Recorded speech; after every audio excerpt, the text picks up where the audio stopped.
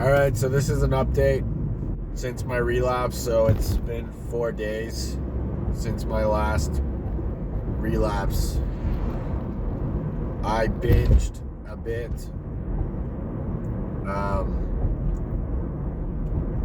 Within those couple days after the first relapse, which was after a 74-day streak. So I'm just doing this video because I'm here to be transparent. I'm here to admit, yeah, I'm a human. It's not like I'm not proud of what I did at all, but it might be of value for somebody to vicariously experience what I've noticed since that happened. So, let me turn the heat up a bit in here. So as you can see, I'm sick, so that's one of the things, but I'll get to that. But first things first, yes. There was a drop in energy, which kind of goes without saying. There's an undeniable drop in energy. I know some people think this semen retention stuff, it's like, oh, well, it's healthy, like you should be masturbating, blah, blah, blah. It's like, guys, when you masturbate or have sex, there's a noticeable drop in energy. Okay, so that's just undeniable. So you can always just retain the energy by not releasing it. And that comes, there is skill needed for that. It's not like I'd expect somebody who's been jerking it 2 times a day for 10 years to just start doing semen retention and all of a sudden be a master. Like, maybe you can be, that's great, but that's an obvious downside for me because I'm doing a lot. So losing the energy, it screws me over. I screwed myself over in a lot of ways. I made things a lot harder for myself. I can't really afford to have less energy. Financially, and to do all the things I want to do. Even with all the energy of semen retention on a 74-day streak, it was still hard to keep up with all the demands that I had set for myself. So yeah, there's that. Okay, so noticeable drop in energy, goes without saying. Decrease in confidence. There was a dramatic decrease in confidence. And after the relapse, I knew that I would probably have less confidence. I knew that that's something that kind of seems to happen based off of every other time it's happened. So I found myself trying to be more confident. And by trying to be more confident, it was coming across as low confidence because I found that I was being more self-conscious, more aware of how I was coming across, more hyper aware of my eye contact and stuff like that. Whereas before, it didn't seem like it because I was used to it, but the contrast was so dramatic that it almost from the state of, let's say, the first couple days after the relapse, it was like, it seemed as though before I was overconfident, almost like supernaturally confident, but I didn't see it as that. Ultimately, that is my birthright. That is what I am entitled to, so long as I keep the energy. But it's really crazy seeing such a dramatic shift in confidence and energy. It's useful in the sense that it really solidifies the changes when you experience that contrast. So I hope that you can just learn this vicariously as opposed to in real life, but realistically, it is part of the journey for most. But if I can somehow convince you to never relapse, if you've never relapsed, just trust me, don't do it. Because you might actually start to take your new baseline for granted. But anyways, I'm going to keep going. So yeah, right off the bat, lower confidence, which all these things are interconnected. So lower confidence that's going to translate into lower competence. You might not be as effective at work. I noticed that I wasn't as sharp as before. There's no denying it. I wasn't as on the ball as before. I wasn't as creative as before. I'm getting a call. Alright. I thought I could pause the video, but now I'm going to have to splice these. Excuse me. These two videos together. Of course, when I'm doing something important, I get interrupted. But I have do not disturb on, so I learned my lesson. Not sure where I was and what I was talking about. I was saying something about lack of competence. That was one thing I noticed. There's a lot of things I noticed. So lack of competence was one. So even though I knew that I was probably going to be less confident,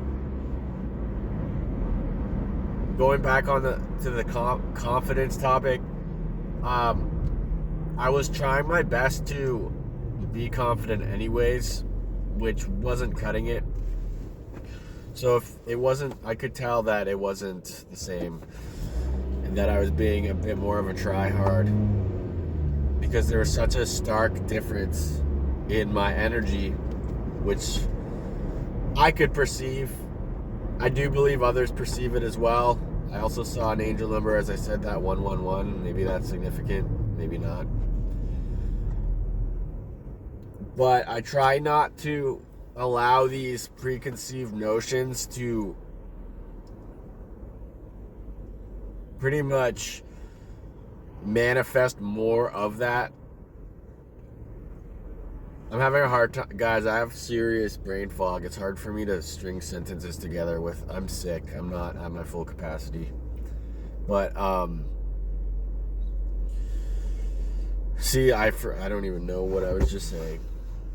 But yeah, so I basically had to just accept the fact that it was shitty and that I should just own where I was at instead of trying to have it be another way. So I just owned the fact that I wasn't as confident and that I wasn't living up to the standard that I was just living at.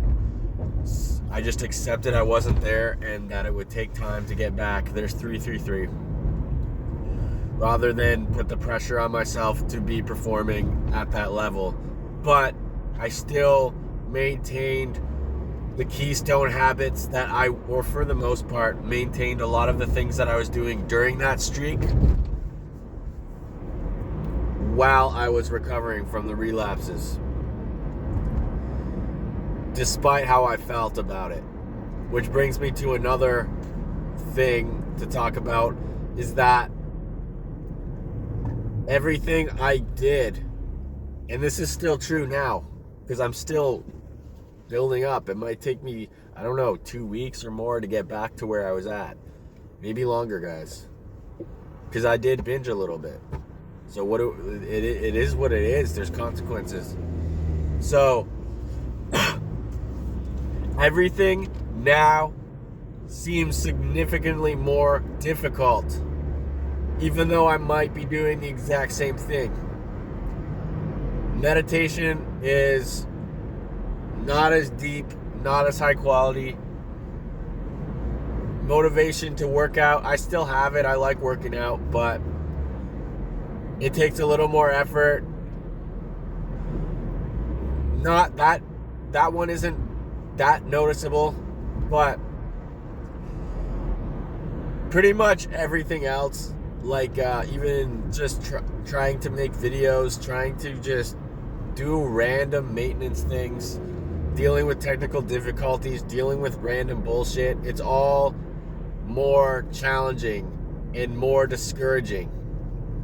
Which leads me to the next thing that I find super noticeable. So, when I was on this 74-day streak, I was not having the same technical difficulties that I've been having now. But that's not actually what I was going to say. But see, my brain is so scattered right now. One thing that I had on this streak was this almost supernatural drive to where I could just do, I still am doing this, but I was working after work, working out sometimes twice a day, doing all these different things, working on my music. I had more discipline regarding avoiding pointless dopamine hits like scrolling or watching random YouTube videos that provide no value to my life. I could do so much more with so much less effort, and my attitude was like as if I was truly feeling as if nothing could stop me. I was truly feeling actually invincible. I felt like I had the force of God within me, and that whatever was going to come across me stood no chance. I felt like a winner. I felt like my goals were already done. Like when you look into law of attraction and they say live in the state of the wish fulfilled, Neville Goddard. On this last semen retention streak, I was doing that. I was looking at my goals and I was feeling like, yes, I can do this. Yes, this is nothing to me. Now, I am in this past, let's say, however long it's been since I relapsed, so less than a week. In the past, let's just say 5-6 days or whatnot, I have felt very discouraged, defeated, a lot of shame, and a lot of, you could even say, self-pity. And just, if I didn't say this already, almost like this feeling of defeat. Like my goals are just unobtainable. And no, they aren't actually. But that's what my mind seems to be conveying. These are the types of thoughts that are emerging. And I am using my discernment to constantly try not to buy into these thoughts, because they're just thoughts. They're not necessarily the truth. But it is interesting to see that these are the thoughts that are naturally arising. Despite me trying to be on my grind, doing the things that I know are good for me. They're there. It is what it is. I don't have to believe them all. I don't have to feed into them. I don't have to let them bring me down. But to be positive,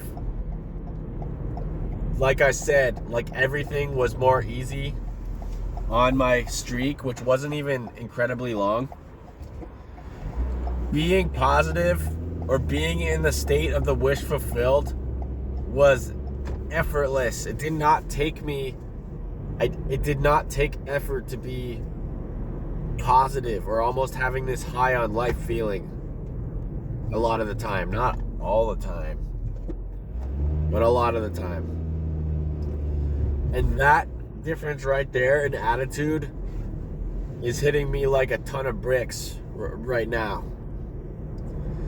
And then there's another thing I want to talk about, which is the bad luck aspect, which I don't particularly think of it as bad luck, but there seems to be karmic consequences at the very least. And yeah, a lot of shitty things have happened since my relapse, or relapses, and it didn't seem to hit me instantly per se. Like the guilt and shame and energy depletion, that hit me instantly, but me getting sick and having to take 2 days off of work, that definitely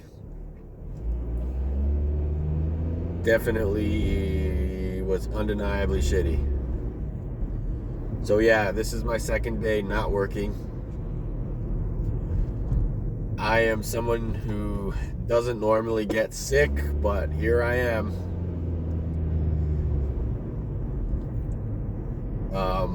It's just been kind of shitty. There's 111. I don't look at it as bad luck. I don't look at it as God punishing me.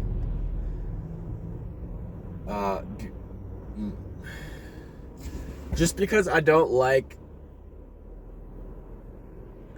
just don't think about it like that, because I do believe these are the consequences, but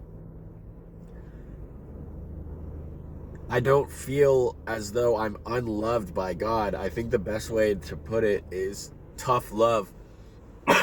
So it's for my best good. It's for my highest good to notice the contrast so that I'm more inspired to pursue the practice, which isn't, I am inspired to pursue the practice, but I don't look at it as in a negative way. It's for my best good. But this video is about to end. I'm about to run out of time. So thanks for watching. If you got any value, I am happy. All right, peace.